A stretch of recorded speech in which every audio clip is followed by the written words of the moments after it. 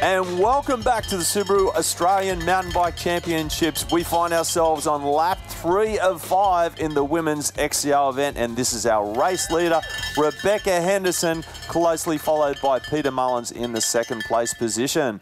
Yeah, Beck's looking really comfortable at the front of the race there. Looks like she's in complete control. Come on, Holly! Here's Holly Harris leading the under-23s. She's got a powerful pedaling style, super strong start, and she's just holding that lead all the way through the course. Of course, our second place in under-23s is going to be Emma Parks. Yeah, she's right behind. Look, these two have been racing each other for years, but it just looks like this race, Holly's got that lead on Em. She keeps on getting close, but it's staying. That gap's staying there. Here's Tori Thomas. She's in 4th place, but probably about 2.5 minutes now off the pace of Beck Henderson. Still getting up the climb.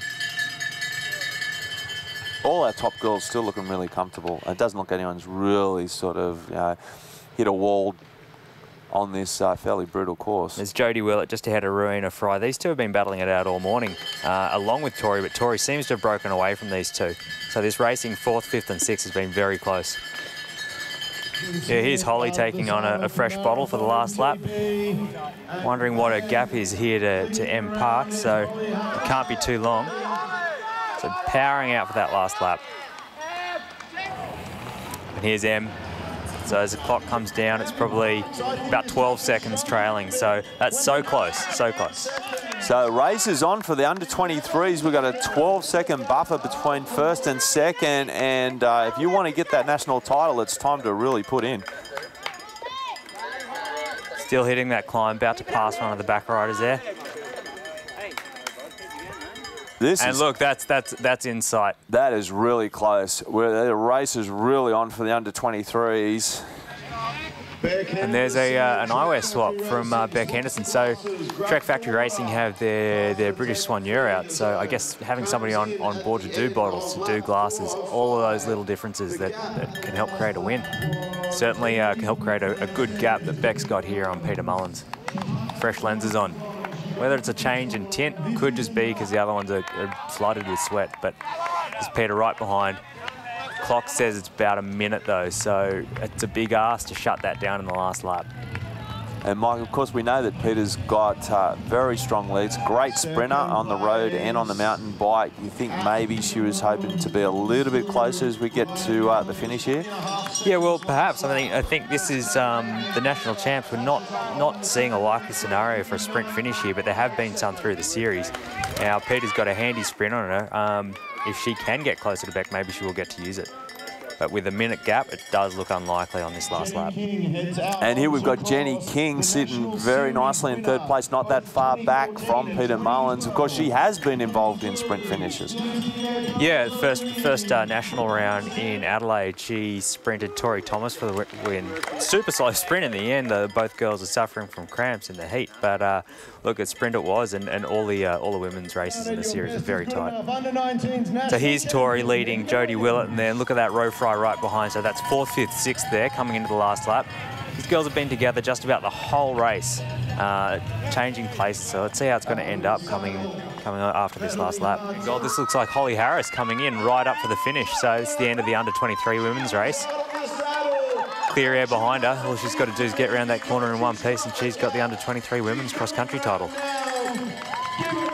Yeah, big finish there from Holly Harris. Of course, she wrapped up the under-19s last year and now doubles it up to get the under-23s title at the Nationals. So huge effort. She's still got a few years in under-23, but we can only hope that she's going to follow in Beck Henderson's footsteps. Well, she's got a lot of the same help behind her, so it's a good chance. And here's M Park, so lost a little bit of time, about 20 seconds.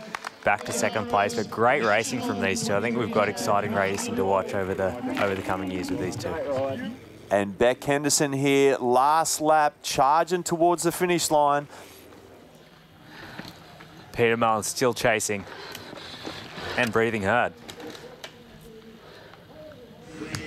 across the top. And here we go. This is our race leader. And as we've hit the last lap for our elite women, it's Beck Henderson. She's done it from go to woe.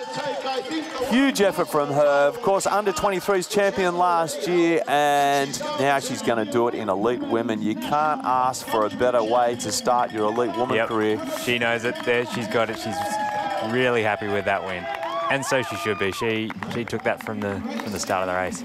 And really, who's smiling after 5 laps of cross country? Well, Beck had a great year last year with 2 World Cup wins in the overall. So I think if she can do that out under 23s and into seniors this year, it's going to be another stunning year ahead. So now we're just going to wait for who should be. Yeah, here she is, Peter Mullins coming in. So stomping up that last climb through the feed zone, being cheered on. She's had a huge year already. She's been overseas racing on the road. She's done Bay Crits, Road Nationals. She's done the National Mountain Bike Series. She's a woman who loves to race, and she's crossing here for 2nd. Brilliant race by Peter. About a minute back in the end. On the podium is going to be Jenny King as well. So about 30 seconds back, Jenny King's ended up. So National Series win and 3rd at National Champs. She should be happy with that for the season. And that smile says she probably is.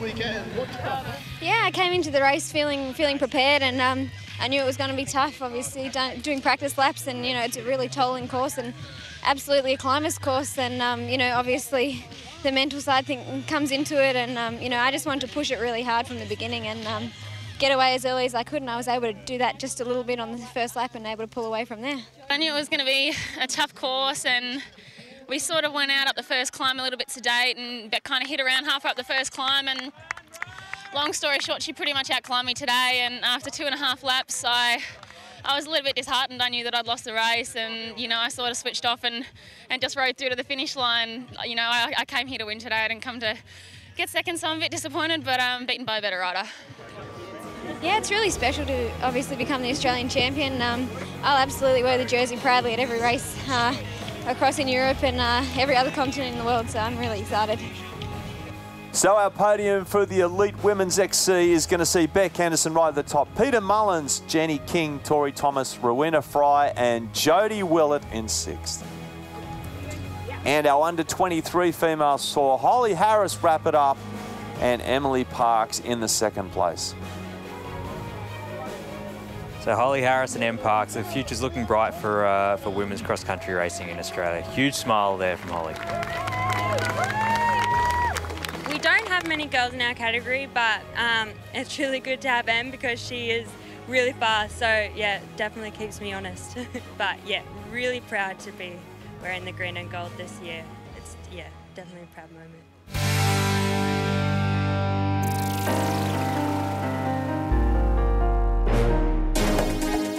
Yeah, last year was a pretty crazy year. Everything sort of just panned out. Everything from, you know, getting the ride in the Trek team to my results, and it all just went fairly smooth. So, you know, I've had a few months to let it soak in now, and, you know, obviously I'm really happy how it went, the achievements that I've done, but I guess we're into 2014 now, and it's just sort of, you know, making sure I can get back to that form and, you know, hopefully be at the pointy end of the World Cups again.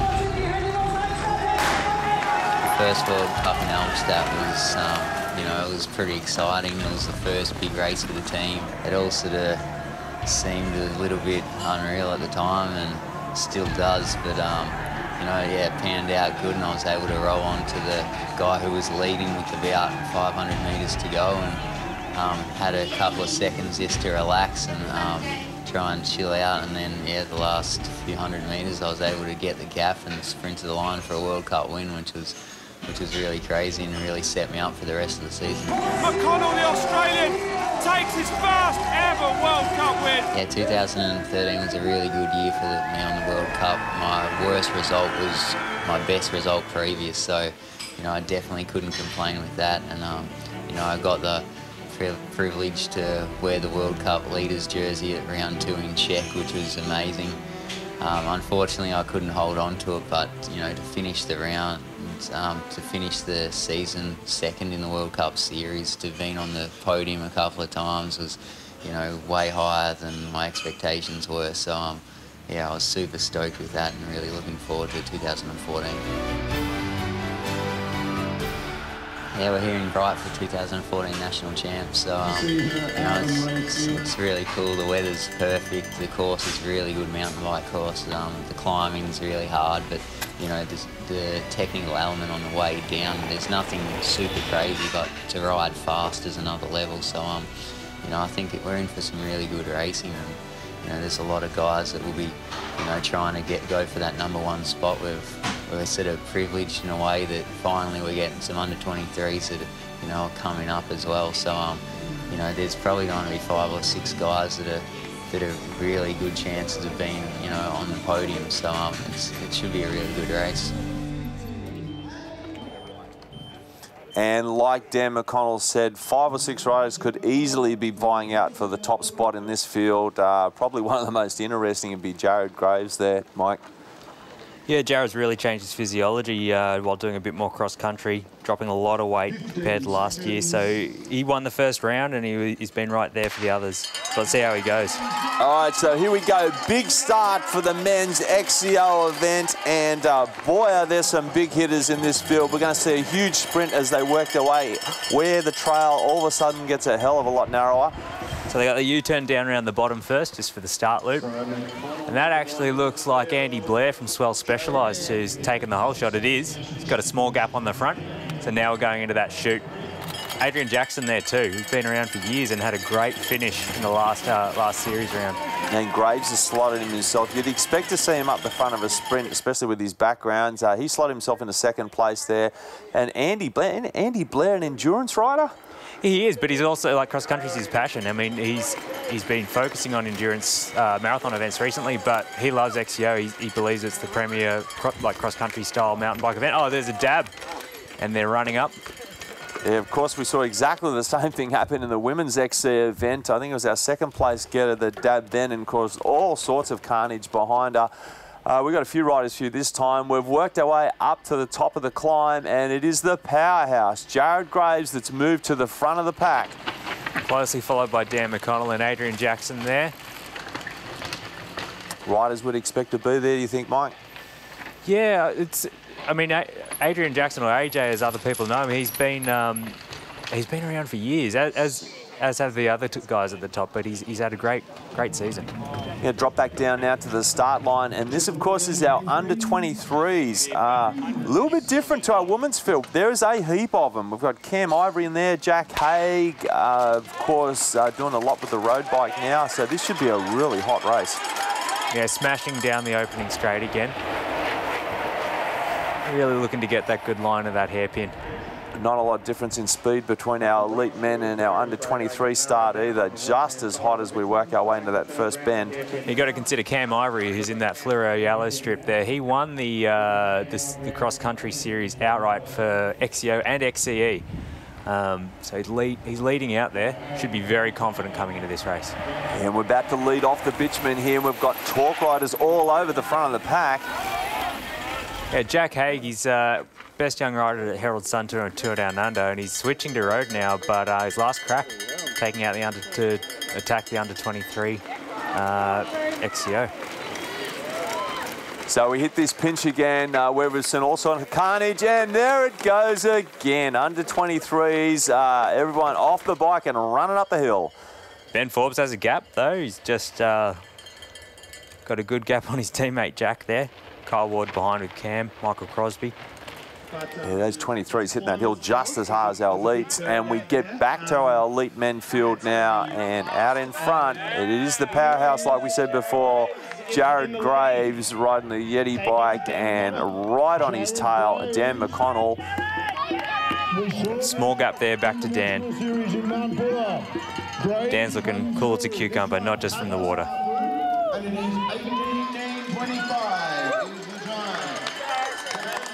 So racing in the elite men's is definitely still full bore. No one's managed to pull away from the rest of the field just yet. Graves looking very comfortable. He did that climb in the seat. When you think how we've seen other people getting up, and he's just so strong getting up there. And of course, the bike skills of Jared Graves certainly can't be questioned either. Here's Adrian Jackson coming down. Then Sam Chancellor right in his wheel.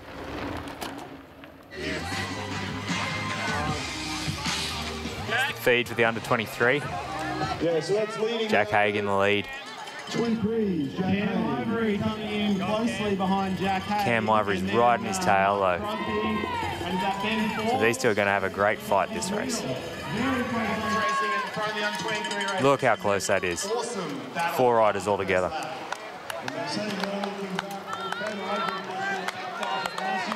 That's Michael Crosby following in pink. He got the King of the Mountains jersey at the Road Nationals, so handy climber, could be really useful on a course like this.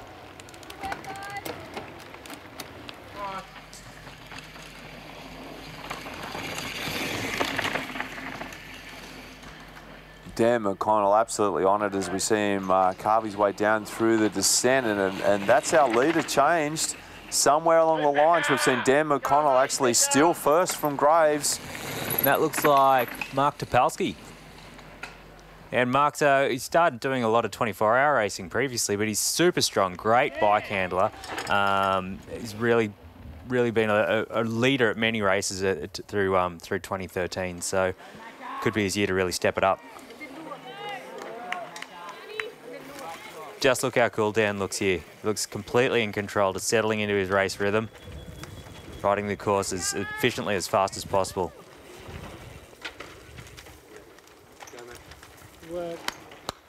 This will see the end of lap number 2 and a change in our leader. And really hot too out on course. We're right in the middle of the day now, approaching 1 o'clock. It's about 32 degrees, hot in the sun. Now gap here, Mike. What are we looking at? Oh, look, it's not much. It's still pretty close, but it's barely 30 seconds at the moment. Go, Macca! Good work, Macca. Hitting this climb, he's straight up that in the seat, pedaling all the way through. Here's Jared Graves, such a good bike handler. I mean, the first round, he had a fault with his fork, so they were pretty much locked out, but he still won the race ahead of Cam Ivory and Michael Crosby. Here the under 23s coming through, so we're looking at Jack Haig here and Cam Ivory, but that's Michael Crosby who's in front of him though, so this is the very top of the descent. These guys are bombing down here. Super close at the front of this race. Really tight racing up here with these guys. Yeah, super tight racing, but plenty of action to come after the break here at the Subaru Australian Mountain Bike Championships.